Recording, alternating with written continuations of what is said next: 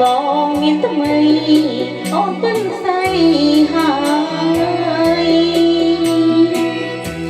អូនមិនលៀងឡើយឆ្លើយថានឹងតែ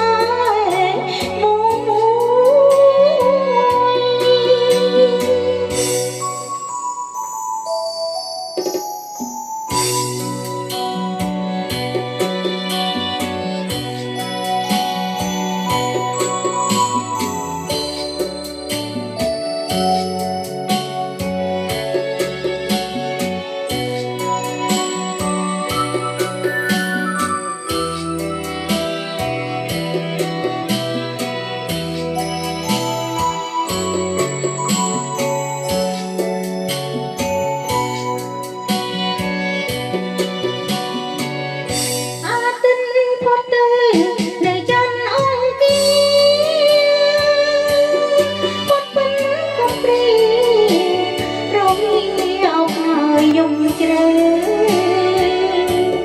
នឹកតែបងមួយរួយទៅប្រវងសពសៅអូនរងចាំផ្លូវទៀតហើយពួកក្រែព្រៃព្រំផោមដុំផ្លែផ្លិនទឹកអស់ជួបកូនគុំសាយក្នើយកាយបើបងមានថ្មីអូនពិនស្អីហើយ